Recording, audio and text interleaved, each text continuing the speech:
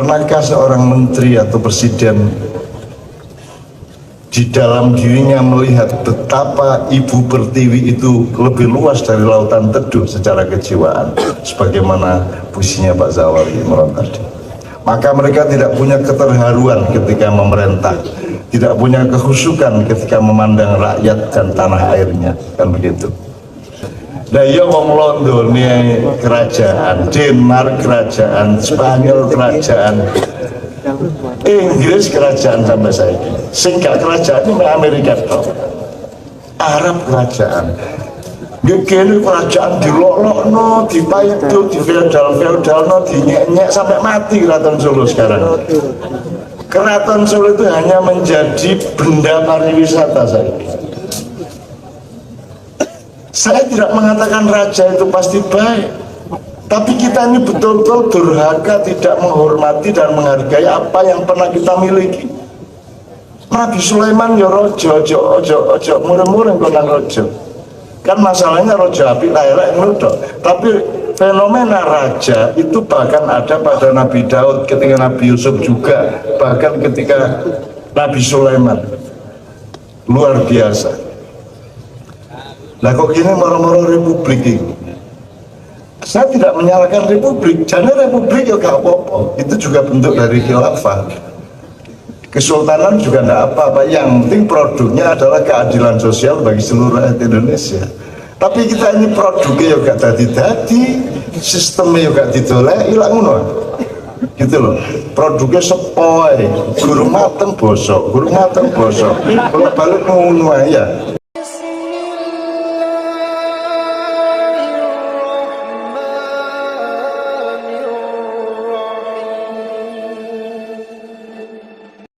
Jadi nek kon kepingin kon kuliah, kon kudu tutuk ibune ilmu sing kok pelajari. Gitu ya. Nek sampean mengalami kriminalitas, sampean kudu roh oyote ibune, apa sebabnya kok ono anak sing jenenge kriminalitas, apa sebabnya kok ono anak sing jenenge narkoba molimo sak piturute. Kudu sampai tutuk ibune. Kalau Anda belajar sastra harus sampai ke ibu kata. Kalau Anda ke Indonesia harus sampai ke ibu kota ya. Dan ibu kota itu harus kita tarik garis ke ibu sejarah.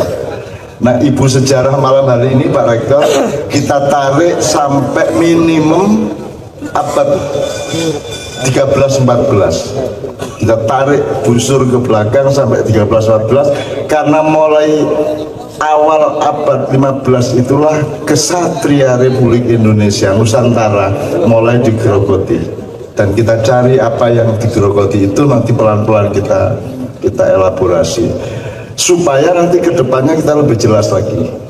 Sekarang ini sing kira-kira mengancam guyub rukun Indonesia itu apa ae? Sing teko njero apa, teko njaba apa? Gitu ya, itu harus kita rumuskan. Ojo salah sasaran, sing kate ngerampok Indonesia, sing kate ngentekno harta benda dan harga diri Indonesia itu kudu kita identifikasi secara tepat, secara ilmu pengetahuan, tidak salah. Sekarang kan Islam yang dituduh-tuduh terus. Gak iso. Islam itu wong Islam kan ada kekuatan untuk menggerogoti Indonesia. Islam tenaga, energi dan patriotisme untuk nomor satu membela Republik Indonesia. Jangan khawatir Pak. Itu dan seterusnya. Nanti kita cari apa yang ngancam Indonesia, jangan sopai dari luar, dan yang ngancam dari dalam apa. Pada abad ketika Mojopahit akan berakhir, itu terjadi 3 bencana besar. Satu berupa semburan lumpur sangat besar di dekat delta Brantas di Mojokerto, di daerah Canggu. Itu membuat perekonomian Mojopahit menjadi guncang. Pada saat itu kemudian terjadi pergesekan, perbenturan dan seterusnya, ditambah bencana yang kedua yang berupa pertentangan atau perebutan kekuasaan di antara para priayi atau punggawa keraton sendiri. Royokan kekuasaan ini antara PDIP karo Demokrat karo iki sing garai iki bencana ini. Bikin partai kan itu urusan sila ketiga, Pak. Kalau Anda bikin partai, kalau UPN ini sila kedua. Di sini tempat membangun kemanusiaan yang adil dan beradab. Hasilnya alumninya adalah sila ketiga, orang-orang yang menjaga persatuan Indonesia. Kalau kamu bikin ormas harus untuk persatuan Indonesia, bikin parpol harus dengan prinsip persatuan Indonesia. Jangan sampai kamu bikin partai untuk akhirnya memecah belah masyarakat. Nek kon tidak menjamin sila ketiga, sila keempatnya akan jebol. Sila keempat adalah pemerintahan dengan permusyawaratan dan perwakilan. Kalau tidak didasari sila ketiga yang kokoh, yang solid dengan persatuan dan keutuhan di tema kita ini, maka sila keempatnya juga akan menjadi arena persaingan, arena subversi, arena sikut-sikutan, arena yang rebutan-rebutan sehingga dan ini bencana abad 15 yang kedua itu adalah perebutan kekuasaan di antara keraton-keraton yang ada. Nanti keraton dalam keraton. Kalau saya kira ono keraton PDIP, ono keraton Demokrat, ono keraton Perindo, ono keraton Nasdem, semua keraton kabeh. Masih rapat kaya opo ae PDIP tetep sing nentokno ratu lah ngono sih. Bener ra gak? Lha sebab Masih Demokrat gawe munas jungkir balik, tetap keputusannya diambil oleh rajanya, betul kan? Begitu juga Nasdem, begitu juga Hanura, begitu juga Sengyari, Perindo ini. Dan kita jangan menjadi bangsa yang tidak kesatria. Nek zaman biyen Nabi Nuh iku 900 tahun nek oleh wong 80 kira-kira sing beriman. Iblis berarti oleh sekitar 300.000. Kalah musuh iblis. Tetapi mereka jantan, aku kafir, aku gak percaya. Nek saiki lah ketoke percaya padahal gak, ketoke gak percaya padahal percaya. Kadang percaya, kadang gak. Ya ta, lak ngono saiki. Ketoke macan tapi mangan suket.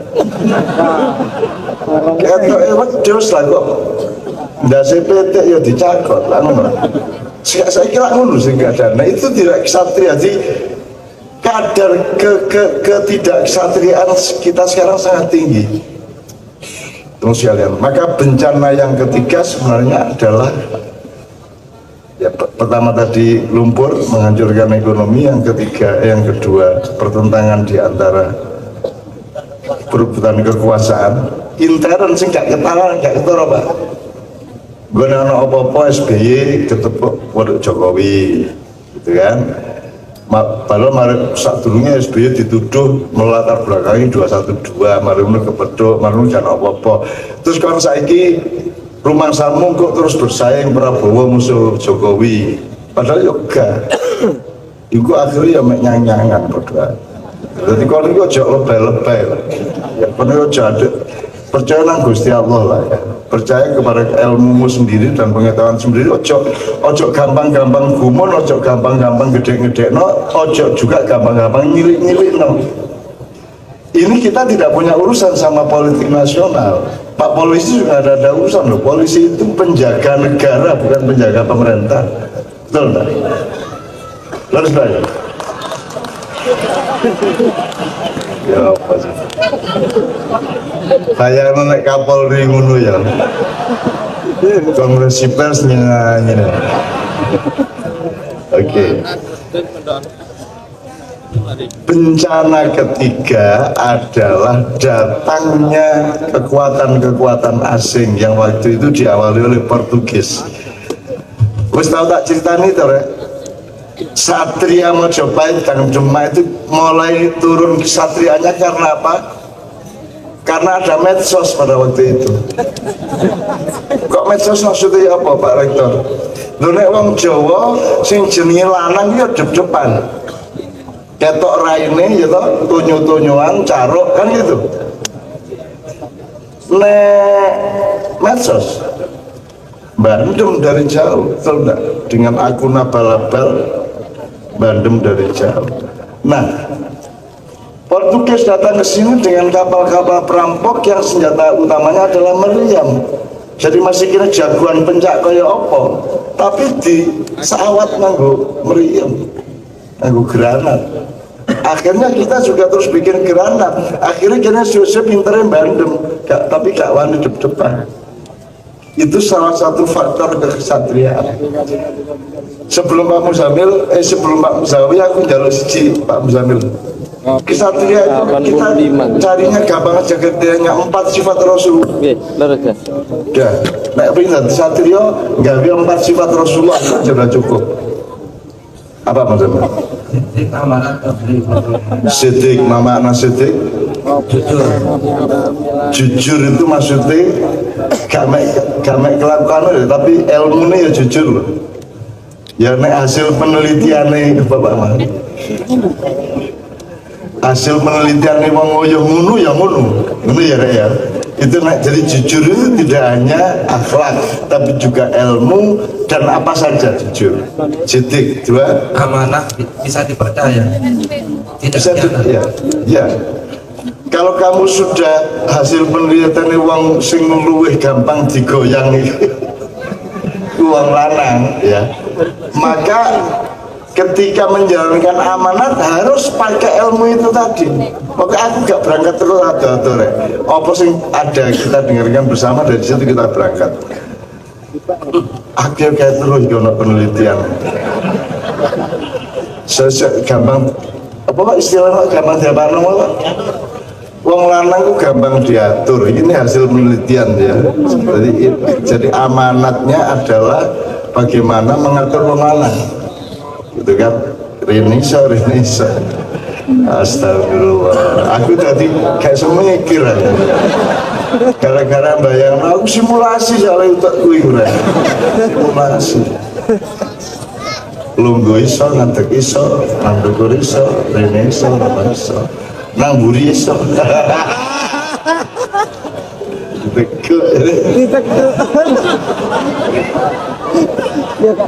Kan ketika lah kenceng lah harus takuan. Iku anak India, anak Jawa. Ya anak Jawa anak 1 meter, anak 3 meter. Ucap mudu kalau bal-balan Arab jadi yono. Ternyata di burian ini ya. Ya Bapak Rektor, apa sama ngundang polisi genting?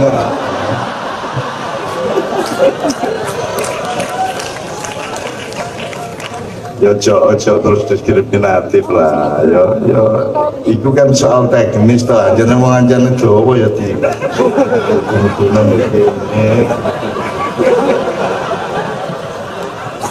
Enggak kalau sampean. Ya nek dawane mek 3 meter, nek dawane 20 meter. Lah keposo nggo gledekan. Ya Allah. Dulu tau enak di Surabaya ya. Ngomong ngono gak apa-apa pengajian lho iki. Pengajian lho iki. Kok dilolokno karo membaca JTV, karo menonton JTV lu pengajian lu sing aran pengajian apa wong iki guyub rukun menjaga keutuhan KRI gak ya ta? Lah kok kiai kok ono ngono-ngono ono gampang diatur sing ngarani kiai sapa wong polisi gendeng kok. Oke, sidik amanat menyampaikan. Jadi amanat itu adalah keteguhan dari ilmu itu dijadikan aplikasi yang teguh di dalam software yang teguh. Kemudian tabligh itu kamu menyampaikannya juga sesuai dengan prinsip amanah tadi. Terus fatonah cerdas. Fatona itu punya kecerdasan terus-menerus untuk mencari yang paling akurat, yang paling tepat, yang paling dulu ya kira-kira gitu Pak ya. Jadi kecerdasan yang dinamis anytime. Jadi polisi ngatur iki harus bisa improvisasi di lapangan. Sebab gak ono misalnya demo atau apa yang tertentu, gue di lapangan mesti ono perkembangan yang tidak terduga. Harus punya kecerdasan, harus fatona kan gitu. Oke, jadi sing wedok piro sing lanang piro dari papa tadi? Siti lanang terus. Kamu sambil si amanah. Amanah wedok lanang. Siti lanang, amanah wedok terus nomor 3 loro wedok loro. Itu dari segi kata maksudnya. Jadi dalam bahasa Arab itu ada kata mudzakkar, ada kata muannas. Sitik itu gak ada taknya. Tabligh nggak ada taknya. Kalau amanah ada taknya. taknya itu muannas. Kalau fatonah ada tak marbutahnya, ada lubangnya itu tak berlubang, maka itu muannas gitu. Anak-anak tadi memang Pak lambat pahamnya. Iya. Karena kan yang dua pakai tak marbuto, yang dua ndak. Tadi anak lanang loro wedok loro. Gitu ya. Ada seorang wali kota Pak di daerah Jawa Timur marah, sambat karo aku, cak Islam itu senengane wedok ya. Jangan apa maksudnya? Lah kabeh istilah wedok-wedok kabeh. Apa istiqomah, mutmainnah, sakinah, mawaddah, rahmah. Wedok kabeh. Sing lanang mek situ Robun Ghafur. Ono wali kota ngono gendeng ya. Aku seneng. Indonesia iki selamat mergo akeh pejabat sing jek gendeng ngono ya. Amin. Oke. Kata John F. Kennedy, temannya Bung Karno, yang meninggal karena yang ditembak di Dallas karena perjanjian untuk mempertahankan Irian Jaya dengan Bung Karno, ditembak oleh CIA sendiri. Dia mengatakan kalau politik kotor, puisi yang membersihkannya. Jadi kelemahan bangsa Indonesia 20 tahun terakhir ini Pak Rektor menurut saya tidak jangkep perhatiannya kepada manusia. Bahkan manusia tidak pernah menjadi tema utama di dalam pembangunan kita. Tema utamanya selalu benda-benda, paling pol sistemnya, ya toh? Demokrasi, pilkada, infrastruktur, jembatan, kereta, rel, kapal, semua benda-benda.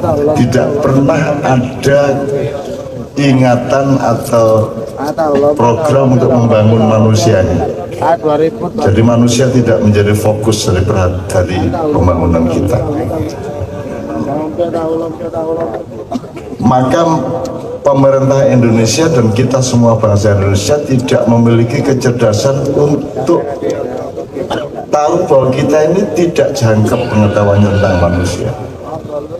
Gampangannya gini, kalau kamu ingin belajar mengenai tulang belulang, daging, raga manusia, belajarlah ilmu. Kalau kamu ingin melihat lalu lintas antara manusia dengan manusia, belajarlah ilmu sosial. Tapi kalau kamu ingin tahu hatinya manusia, belajarlah kepada puisi. Anda harus baca puisi, harus banyak-banyak baca puisi. Kalau Anda ingin mengetahui mengenai lalu lintas dan mekanisme urat saraf di dalam batok kepala kita bagian belakang, jadilah mahasiswa. Belajarlah berbagai macam ilmu secara universal, tidak hanya fakultatif.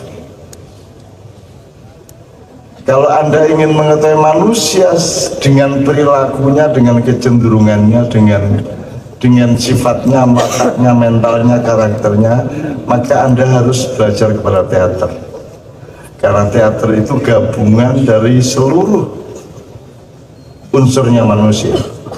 Ada puisinya, ada novelnya, ada cerpennya, ada jiwanya, ada semuanya.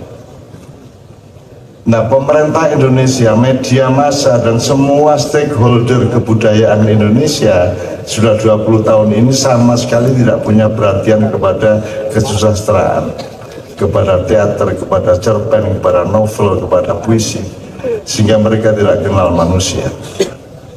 Tadi Anda merasakan sendiri, ternyata ibu itu begitu rupa dalamnya dan luasnya. Anda merasakan sendiri. Pernahkah seorang menteri atau presiden di dalam dirinya melihat betapa Ibu Pertiwi itu lebih luas dari lautan teduh secara kejiwaan, sebagaimana puisinya Pak Zawari Imron tadi? Maka mereka tidak punya keterharuan ketika memerintah, tidak punya kehusukan ketika memandang rakyat dan tanah airnya, kan begitu. Nah, setelah kita belajar dari sastra, kebudayaan, puisi, cerpen, teater, dan seterusnya, serta ilmu pengetahuan di kampus, kalau Anda ingin mengetahui apa yang tidak mungkin diketahui oleh manusia, kalau Anda ingin tahu kelengkapan-kelengkapan dari sesungguhnya jiwa manusia itu lebih besar dan lebih detail dan lebih luas daripada yang dikenal oleh ilmu pengetahuan dan sastra dan budaya, kalau Anda ingin mengetahui kelengkapan manusia, luasnya sampai detailnya, sampai dalamnya, lubuknya sampai ufuknya, maka belajarlah kepada agama. Karena agama diturunkan oleh Allah untuk ngasih tahu hal-hal yang Anda tidak mungkin tahu, kecuali Allah ngasih tahu kepada Anda. Kan begitu, itu gunanya agama. Selama ini agama hanya dijadikan bagian dari objek ilmu sosial, dipikir dia bagian dari sosiologi. Bahkan dalam birokrasi kita, agama itu cuma departemen. Jadi yang terikat oleh agama hanya Kemenak. Kalau Kementerian Sosial, Perdagangan tidak terikat oleh agama, karena agama dijadikan bagian dari Indonesia. Karena tidak mengenal mana software, mana hardware, tidak mengenal mana fungsi, mana perangkat, dan seterusnya. Jadi ilmu kita ini memang tidak jangkep. Oleh karena itu teman sekalian, alhamdulillah sekali dengan acara-acara seperti ini kita sebenarnya jangkepi meneh gitu, gak geruak terus kayak gini ya. Dan kita terima kasih kepada Pak Zawi. Kalau kayak Pak Beliau ini pernah jadi ketua Dewan Kesenian, seharusnya Kapolri siapapun itu harus tahu puisi, harus pernah punya pengalaman melihat teater, harus pernah baca karya sastra, dan harus membaca Quran dan kitab-kitab suci yang lainnya, supaya dia kenal kehidupan, karena dia mengasuh umat manusia yang namanya bangsa Indonesia. Tapi kan selama ini kan kita fakultatif, nek polisi urusan iku, nek tentara urusan iku, lah ngono. Padahal kita semua manusia. Masa kita ini pecahan-pecahan saja, masa kita ini kepingan-kepingan saja. Setiap polisi adalah manusia, setiap tentara adalah manusia, setiap intelektual adalah manusia. Saya bahkan waktu kemarin Pak Nyun Sewu di HIPIIS yang terakhir di Solo kemarin, menurut saya beliau-beliau semuanya rohaniawan. Selama ini yang disebut rohaniawan itu siapa dalam pemahaman umum dan ilmu sosial? Kiai, pastor, biku, pendeta. Itu piye cara berpikir, piye anatomi berpikirnya bagaimana? Saya tanya, ilmu itu hardware apa software, Pak? Software. Semua yang dipelajari di kampus itu software apa hardware? Software. Software itu jasad apa roh? Roh. Berarti sampean semua adalah rohaniawan, pembelajar roh. Semua ilmu itu roh. Even matematika itu roh. 4 itu roh. Cuma nek gelas papat ini jasadnya, tapi papatnya roh. Masa gak bisa beda? Nek gelasnya hardware, ya botolnya kok gelas. Ini jawab. Ini 3, ini hardware. Tapi jumlah 3, angka 1, 2, 3 itu software, itu roh. Nah ini mulailah sampai rasa no. Gulane hardware, legine gula software kok. Gula itu apa?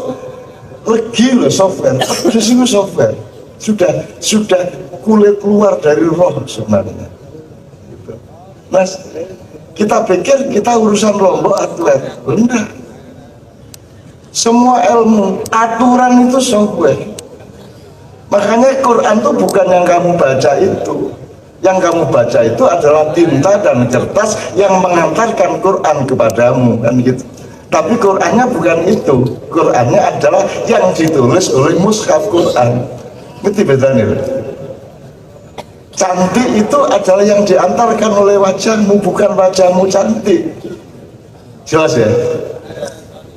Bukan wajahnya yang cantik, wajahnya itu hardware dan seterusnya. Nah, saya kira kita akan belajar bersama soal itu supaya Indonesia yang akan datang itu betul-betul menjadi pemimpin dunia. Karena yang paling ahli rohani itu Indonesia. Saat durungnya ono Islam, ketika Rasulullah itu menjadi nabi 23 tahun ya Pak Muzamil, itu di Magelang sedang dibikin Candi Borobudur pada tahun-tahun yang sama. Kemudian diresmikan dibikin selama 75 tahun. Jadi saat durungnya Nabi lahir sampai mari dan Nabi wafat, didirikan Borobudur 75 tahun. Itu berarti berapa pemerintahan kalau 75 tahun? Nah, saya ini berarti itu Pak, itu 75 bagi 15 pemerintahan, 15 era. Itu didirikan Borobudur itu dalam 75 tahun dengan program yang solid dan tidak ada pertentangan antara raja sebelumnya dan raja berikutnya. Nah, saiki bisa tegak. Bisa tegak bupati saiki nerusno usahane bupati sing wingi. Bisa tegak bupati saiki nerusno bupati saiki gawe apa-apa terus gak dipaido karo bupati menene. Saya kira apa itu Pak Iwan? Ya tak, Pak Harto maido Bung Karno, Habibie maido Pak Harto, Gus Dur maido Habibie, SBY maido Megawati maido Gus Dur, mari ngono SBY maido. Jadi kan negara paido nasional. Maido, kabeh selalu. Orangnya ini warisan SBY lah masa ini. SBY dia yang ngono, ini warisan Megawati. Megawati yang ngono gara-gara Gus Dur. Gus Dur yang ngono, ini sing ngeculno timur-timur itu Habibie ku biyen. Itu dan seterusnya. Sementara Borobudur didirikan 75 tahun non-stop dengan program yang solid. Itu berarti mereka punya sistem kenegaraan yang bagus. Di Indonesia sebenarnya Pak Polisi bisa. Di sini kalau ada negara itu bisa, Pak. Yang jadi fakta adalah di sini nggak ada negara, yang ada pemerintah berlaku sebagai negara. Sing ono kasir berlaku sebagai bendahara juga, campur. Kudune ono kepala pemerintahan, ono kepala negara. Ono Gajah Mada sing perdana menteri, ono Kencana Wungu atau Hayam Wuruk yang kepala negara. Polisinya pada kepala negara. Polisi di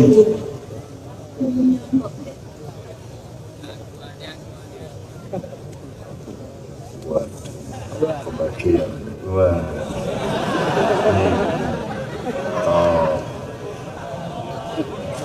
diskriminasi di sawat kuno-kuno tak kira-kira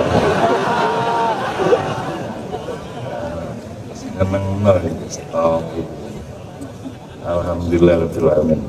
Tapi saya nggak akan perpanjang, yang penting nyun sawur Pak, ke Indonesia ini janjinya ya aneh lah, agak bapak-bapak kita dulu mendirikan republik ini juga menurut saya gurung tanak segone gitu loh. Terus saya ini sudah dipangan cik rotok meletus titik ya kata ini lah. Nah iya wong London kerajaan, Denmark kerajaan, Spanyol kerajaan, Inggris kerajaan sampai saya ini. Sehingga kerajaan ini Amerika toh. Arab kerajaan, gini kerajaan dilolokno, dipaido, di feodal-feodalno, dinyek-nyek sampai mati Keraton Solo sekarang. Keraton Solo itu hanya menjadi benda pariwisata saya. Saya tidak mengatakan raja itu pasti baik, Tapi kita ini betul-betul durhaka, tidak menghormati dan menghargai apa yang pernah kita miliki. Nabi Sulaiman ya rojo, ojo, mureng-mureng kok nang rojo. Kan masalahnya rojo api layak ngono. Tapi fenomena raja itu bahkan ada pada Nabi Daud, ketika Nabi Yusuf juga, bahkan ketika Nabi Sulaiman. Luar biasa. Lah kok gini moro-moro republik ini? Saya tidak menyalahkan republik, jadi republik ya gak apa-apa, itu juga bentuk dari khilafah. Kesultanan juga tidak apa-apa, yang penting produknya adalah keadilan sosial bagi seluruh rakyat Indonesia. Tapi kita ini produknya ya gak dadi-dadi, sistemnya ya gak didoleh, ilang ngono. Gitu loh, produknya sepoi, guru mateng bosok, kalau balik ngono ya, ini pencet kok, wis diaku pola ngono. Apa meneh sing dodol wong Madura. Mongko jare abang bareng roto teko sepeda ada kuning, putih.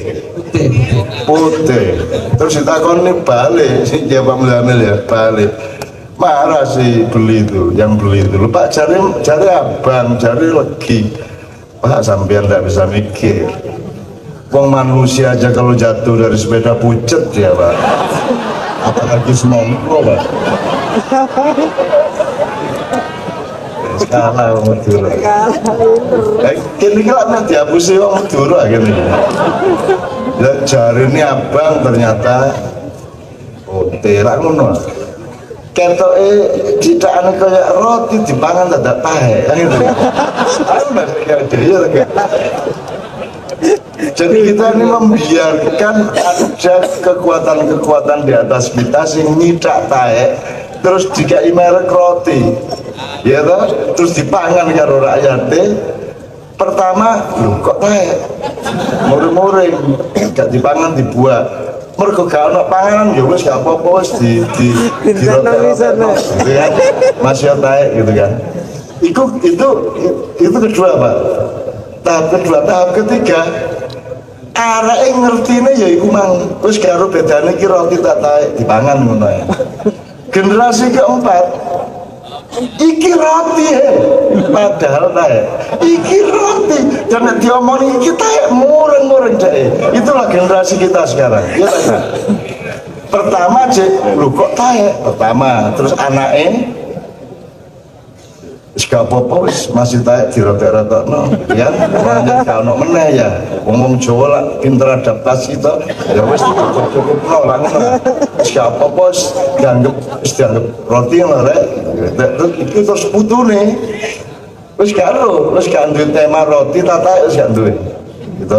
Sing cicite sing keempat di mergo medsos banyak hoax ya toh ini roti, bener kan? Wah roti, deling lah karo tonggo, kita desil.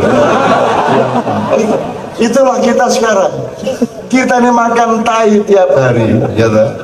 Dan kita anggap roti, cangkem itu bisa menyesuaikan. Kalau nggak percaya, mulai ngemut wedi. Terus sugesti enak. Suwe-suwe keluar rasa persesuaian antara wedi karo ilatmu. Kok bulan ketiga kok nek gak ngemut wedi gak enak rasanya. Temenan itu. Kita tuh punya kemampuan penyesuaian diri yang luar biasa, menurut. Nah, jangan sampai menjadi generasi sing mangan taek ya, tapi menganggap itu roti. Itu yang disebut apa Pak Muzamil, sifat Rasulullah tadi. Kalau Anda tidak cerdas, tidak fatonah, Anda tidak tahu itu. Makanya kesatria itu di bidang keilmuan dan pengetahuan adalah fatonah ya, kecerdasan untuk tahu. Saiki hoax barang itu sing nentokno hoax tak dudu sapa? Bagaimana kamu tahu itu hoax atau bukan? Piye carane nentokno? Akhirnya yang menang kan polisi. Kalau polisi bilang ini hoax, semua harus bilang hoax. Kan begitu. Akhirnya menentukan kekuasaan. Oh, padahal dia sendiri kok Gusti lan rupane.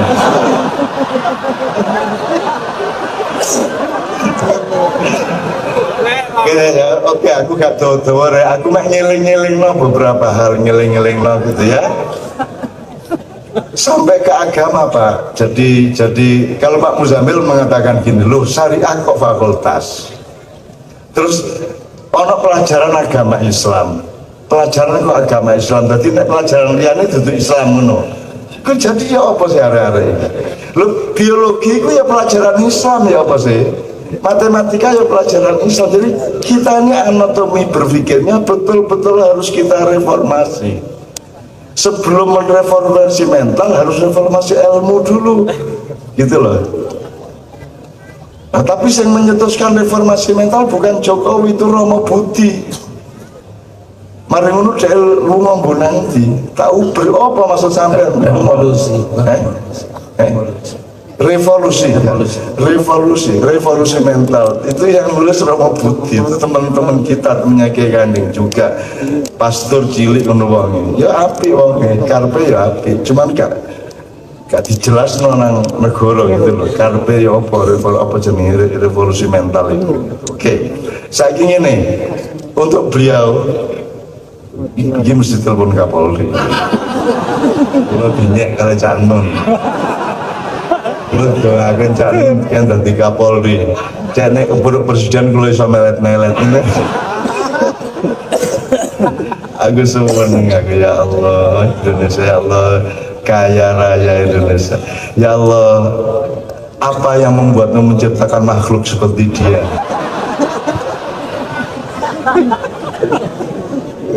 Jadi nek Bimbo lah ngomong, ketika Tuhan tersenyum terciptalah Pasundan kan gitu kan. Lagu ini apa ya? Ana sing ngapal lagi. Ketika Tuhan tersenyum terciptalah Pasundan. Ketika Gusti Allah kemengkelen terciptalah Madura. Ketika Gusti Allah itu rodok ngene terciptalah wong iki ya.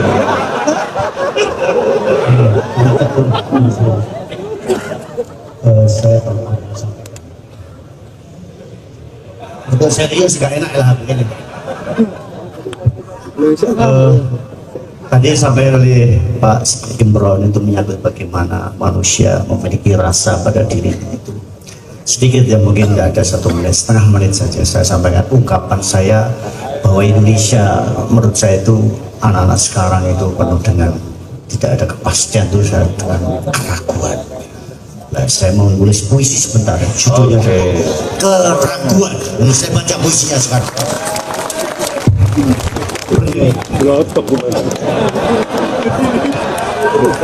Sampai naik Pak, saya berdiri Pak. Keraguan. Malam itu aku terbangun dari tidurku, tiba-tiba dikagetkan oleh sesuatu yang bergerak-gerak di balik kelambu karena sorot lampu. Membuat gerakan itu menuju nafsuku untuk melakukan itu. Tapi tiba-tiba aku ragu itu istri atau pembantu.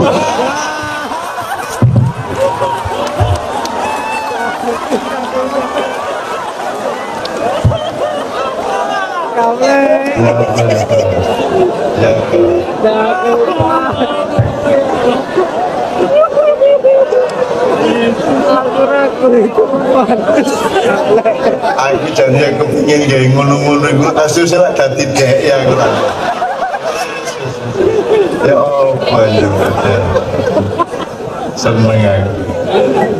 Terus ragu-ragu terus ya apa tuh? Terus saya loh, babak kedua loh ya apa? Ini enggak, sebentar. Saya sependapat, ini mungkin nanti bisa diuraikan oleh Cak Nun bahwa antara manusia itu ada pepatah mengatakan bahwa kerasnya batu akan luluh oleh tetesan air hujan. Nah, berarti kerasnya hati akan luluh oleh belayan kasih sayang. ini kalau menurut saya yang harus kita pikirkan bagaimana menanam rasa kita sebagai manusia. Kalau Allah mengatakan al insanu syiri wa ana siruhu, kata Allah. Jadi manusia adalah rasa dan aku ada pada rasa iman. Kita bermain rasa. Ini pengalaman saya. Ketika saya dinas di Madiun, itu di sana ketemu sama pendekar silat. Nah, pendekar silat itu ilmunya mumpuni, ternyata dia memiliki ilmu yang namanya rasa sejati ning rasa cipta manunggaling rasa pangerwating tinggi. Nah, saya diwejak ilmu itu.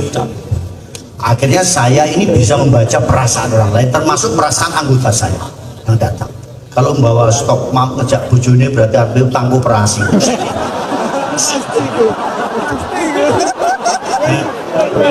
Terus lagi yang menarik itu Cak Non, saya diberi ilmu itu tadi bisa menembus pandang di balik tembok.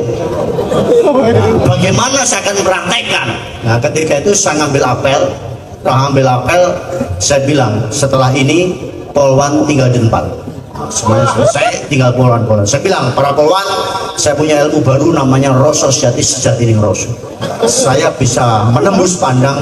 Mohon maaf, bagaimana pakaian dalam yang kamu pakai? Mulai dari sudut paling kanan, punyamu warna biru muda, langsung siap dan. Kamu merah muda, siap dan. Nah, sebelahnya lagi, punyamu warna hitam, siap dan. Dalamnya lebih hitam lagi.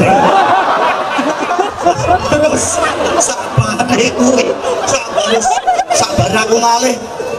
Dia bisik-bisik sajane mau ya ora cocok. Dan aku kok siap. Lah ketimbang dicek jeneng.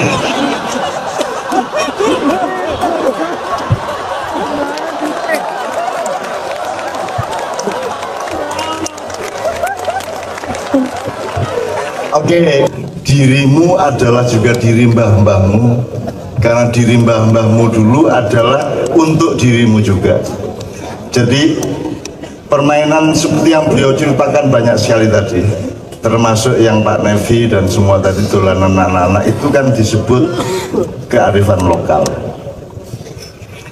Kearifan lokal itu satu istilah internasional sebenarnya, itu local wisdom. Itu ketika globalisasi itu merasa mentok dengan nilai-nilai kemanusiaan, akhirnya mereka menggali kembali kepada tradisi, menggali ke masa silam. Putaran ilmu dengan sistem dan metode Nabi Khidir eling ya, bahwa masa kini itu untuk masa depan, tapi masa depan tidak bisa diteruskan kalau tidak mengacu ke masa silam. Jadi masa kini, masa depan, masa silam, masa kini, masa depan, itu jelas putarannya ya. Nah, kearifan lokal itu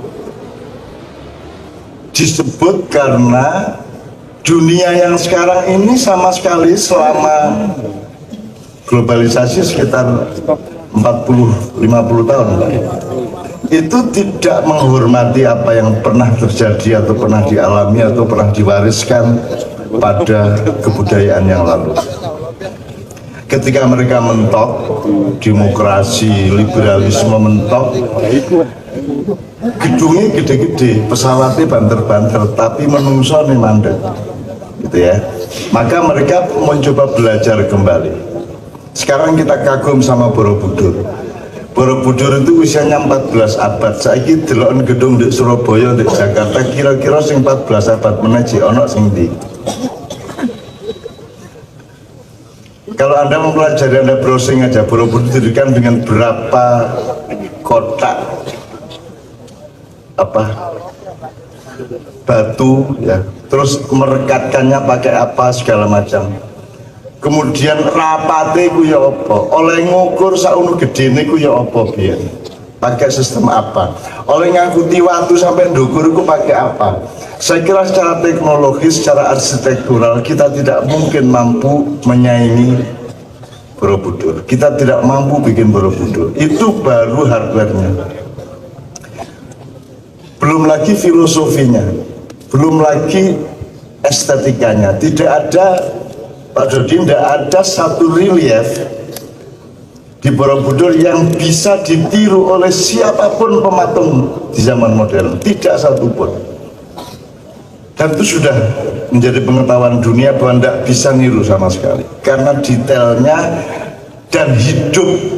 Waktu itu di duduk-duduk itu urip dalam arti anggit itu gampang bare nek lukisan gampang, ono warna ya, ono ireng, ono abang, moto itu iso urip, tapi nek waktu sangat sukar ya.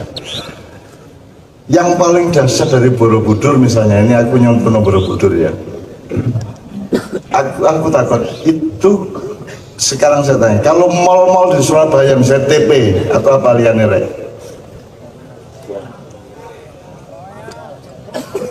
Giant Royal itu didirikan karena dan untuk spiritualitas ataukah untuk politik ataukah untuk dagang? Dagang. Jadi apa mau uang dikeluarkan segitu banyak kalau tidak untuk dagang? Ono sing gelem ngetono dhuwit sakono kae nek gak digawe dagang. Gak ono sing gelem.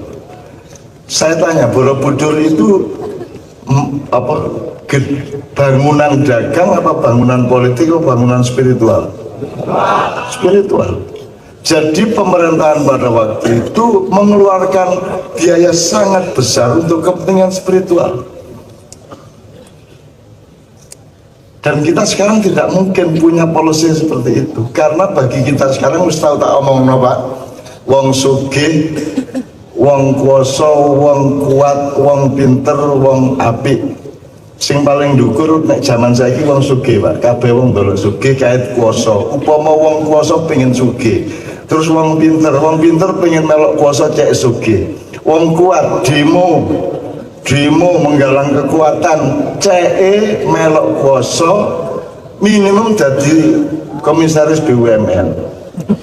Nek wis mari dadi demonstran ngono iku. Lah ngono Pak, sampe lak ro kabeh. Zaman biyen sing paling dihormati adalah orang baik, bukan orang kaya. Kalau sekarang yang paling dihormati adalah orang kaya. Makanya Islam datang ke sini abad 8 sampai abad 12 tidak begitu populer, tidak begitu diterima karena yang datang membawanya adalah orang dagang, kaum pedagang dari Gujarat. Tapi begitu abad 14 yang membawa Islam ke sini adalah kaum Brahmana, kaum Brahma, putu-putune Nabi Ibrahim. Kata Brahma juga diambil dari kata Ibrahim ya. Jadi wong apik sing golem dipercaya akhirnya Islam dengan sangat cepat merata ke seluruh Nusantara. Ngono ya. Nah, sejak itu pewarisan budaya lokal atau kearifan lokal itu sangat banyak. Tadi kita sudah memberi contoh mendengarkan banyak sekali contoh-contoh dari Pak Dodi dan dari Kiai Kanjeng. Misalnya Gundul Pasung, itu kan dikenal sebagai lagu anak-anak, padahal dia memiliki filosofi dan pesan-pesan tentang kepemimpinan politik luar biasa. Apa meneres? Jublak-jublak semua. Yang paling baru seperti semut-semut ireng anak-anak sapi ya, itu belum lama, itu kisah mengenai 10 November sebenarnya ya. Itu pun sudah kearifan lokal yang luar biasa. Jadi teman-teman sekalian, kearifan lokal ini yang sekarang daripada kamu keduluan sama orang barat, keduluan sama orang-orang internasional, lebih baik kita sekarang. Makanya Kiai Kanjeng nang dinding ini kita gowo. Pak Dodi nek sampean mikir situ, sampean kayak meneh dulinan zaman sampean cilik opo misalnya, biar ono obak sodor, ono jumpritan, ono segala macam. Dakon. Aku loh tujuannya. Sing dipilih dakon jangan cocotan jangan runuai.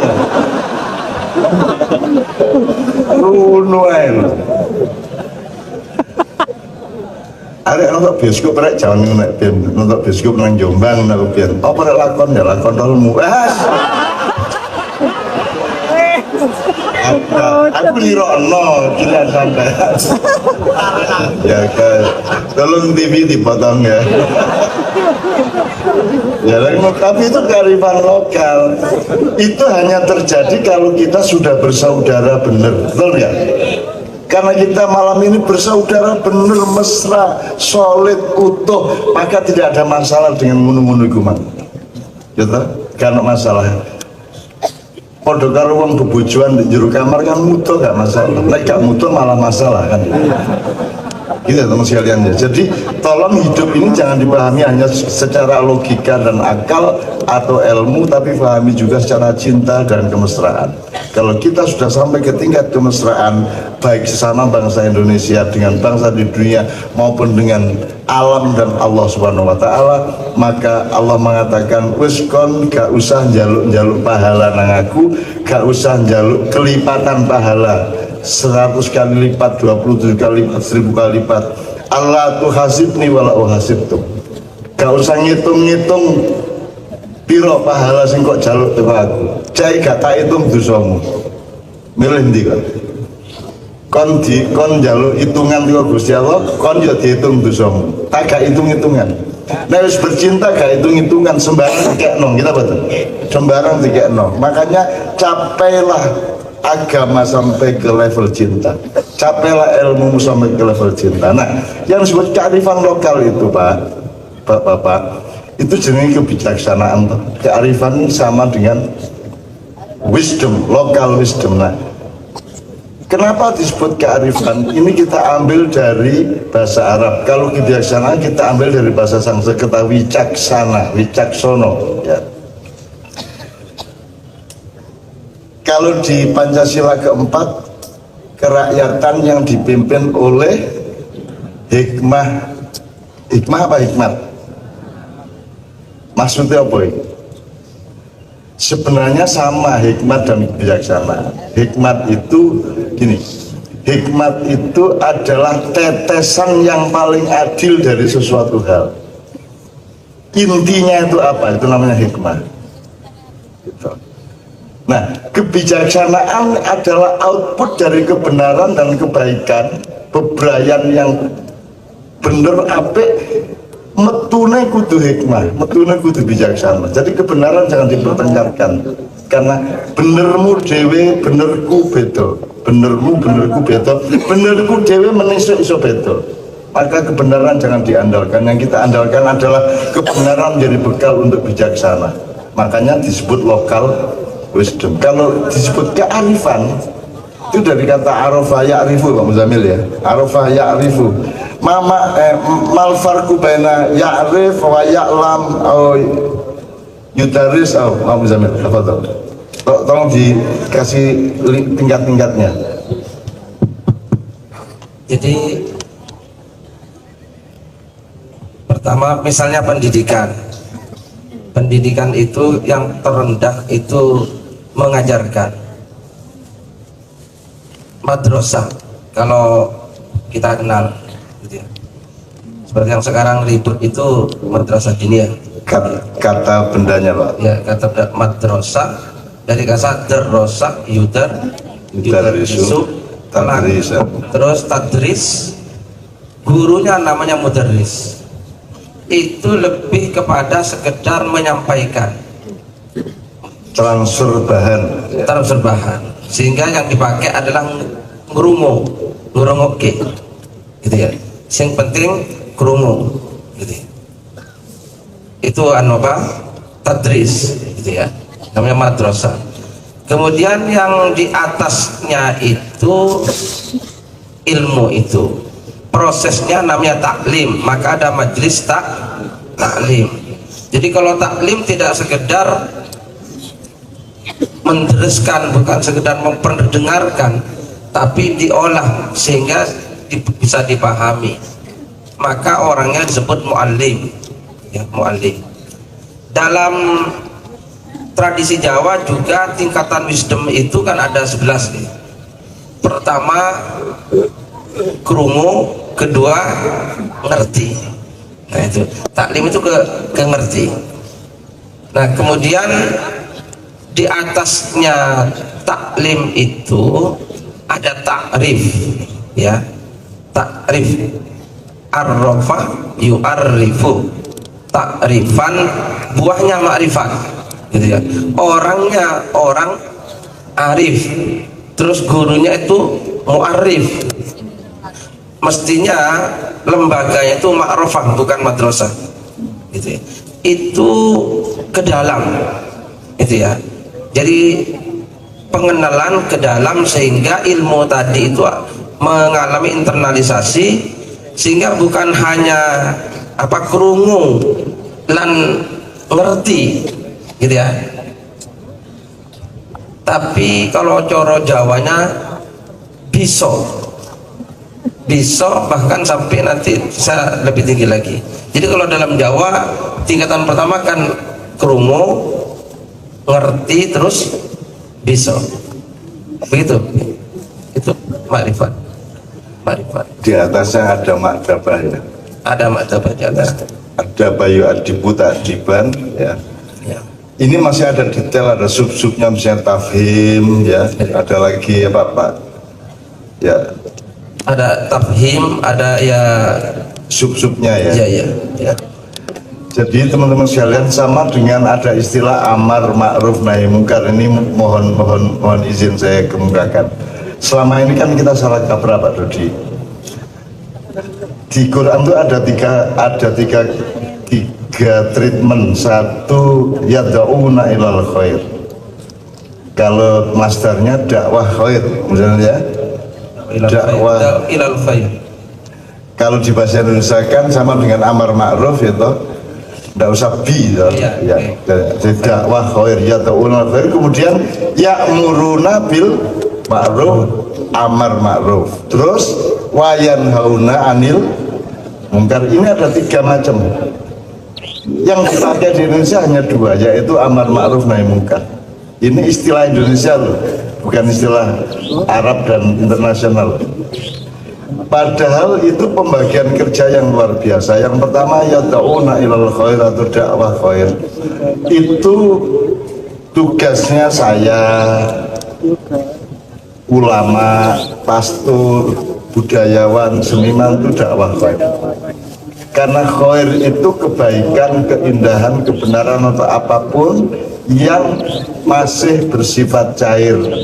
Jadi hanya boleh dianjurkan, direkomendasikan, tapi belum peraturan. Dia recommended aja. Itu dakwah khair. Kalau jadi dakwah khair itu tugasnya ulama. Kalau tugasnya pemerintah, amar ma'ruf, ta'muruna bil ma'ruf. Karena kata ma'ruf ini dari kata arif tadi Pak, kearifan lokal tadi. Ma'ruf sesuatu yang diarifi, kamu Zamil ya. Diarifi dan sudah dikenal bersama. Ya, diarifi itu keluar ke dalam Pak Muzamil. Jadi dia disimulasi keluar, direnungkan ke dalam dan seterusnya secara dialektis. Maka dia kalau sudah wis pokoknya ini rek, kepedok ibu ngambung tangan, titik ya, itu sudah dihitung menjeronjuk menjobo, wis ngono angel-angel gitu ya, itu namanya ma'ruf. Tapi kalau sekedar menghormati orang tua itu masih khair. Tapi nek wis ngambung tangan, ma'ruf. Jadi ma'ruf itu sebenarnya hukum positif kalau bahasa modern. Jadi sudah jadi pasal hukum. Maka ya'muruna bil ma'ruf itu tugas pemerintah, bukan tugas ulama. Selama ini kan tugas ulama amar ma'ruf nahi mungkar. Nyuwun sewu, saya tidak paham itu karena amar itu artinya apa Pak Muzamil? Perintah. Ulama tidak berhak memerintah, budayawan tidak berhak memerintah. Yang dimandati untuk punya otoritas dan perintah adalah pemerintah, dengan polisi sebagai perangkat hukumnya. Jadi amar ma'ruf itu tugas pemerintah karena tingkatnya tingkat otoritas ya, aturan ditaati atau dilanggar. Kalau rekomendasi kan nggak perlu nggak ada pelanggaran, diterima atau ditolak, tapi tidak ada pelanggaran. Yang ada pelanggaran adalah amar ma'ruf. Jadi kalau sekali lagi dakwah khair itu rekomendasi, anjuran, petuah segala macam itu tugasnya ulama, budayawan, ilmuwan di kampus itu juga tingkatnya tingkat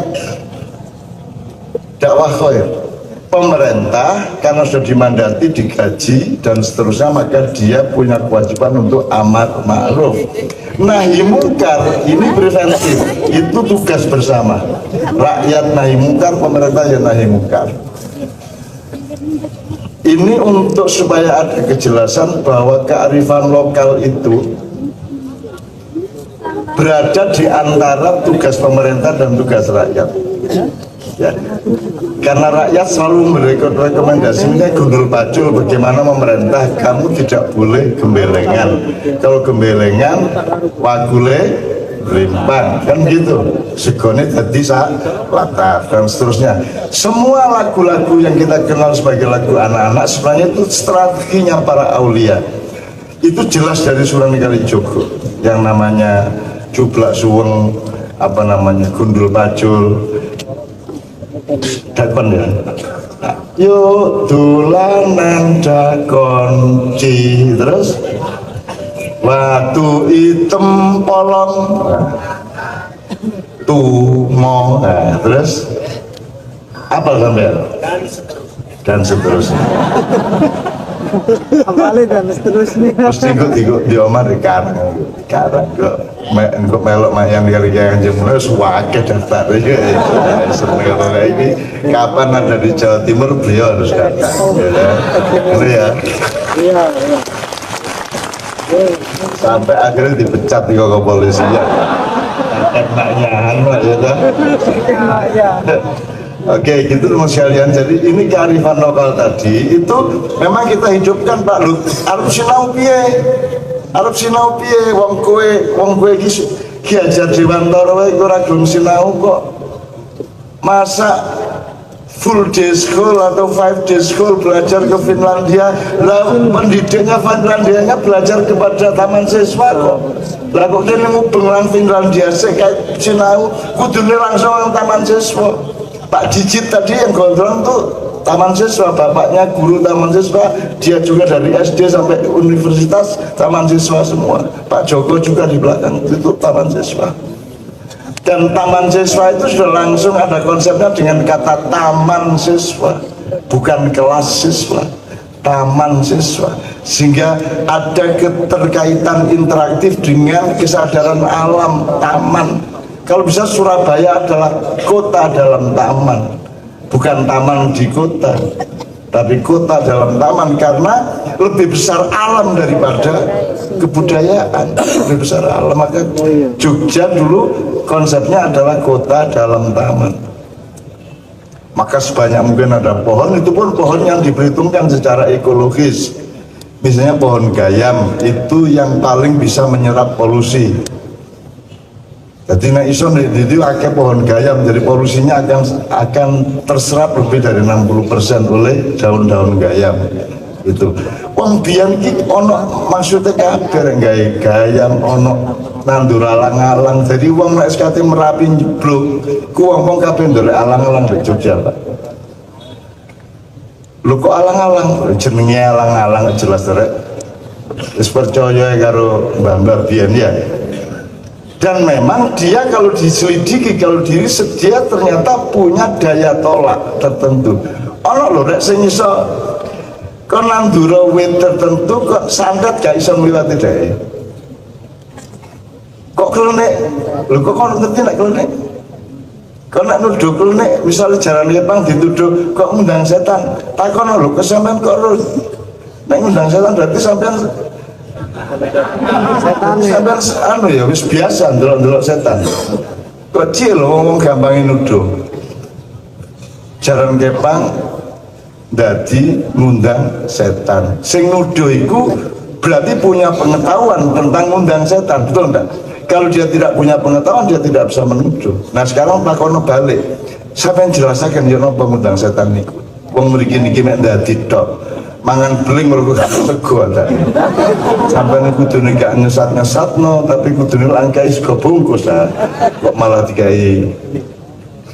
Lah wong sesat ya diuring-uring di Indonesia Pak Dodi. Pak polisi kalau ada pengendara dari luar kota kebingungan dengan petunjuk jalan ya tuh. Misalnya teko nek tol kate ngidul iku nek nang Mojokerto nang ndi iki? kan angel lagi soalnya ya karena mesti betul angel mesti keliru nang Malang gitu kan ya keliru nang Malang terus mari ngono tersesat wong nek tersesat terus polisi bertindak apa nek ana wong tersesat hilang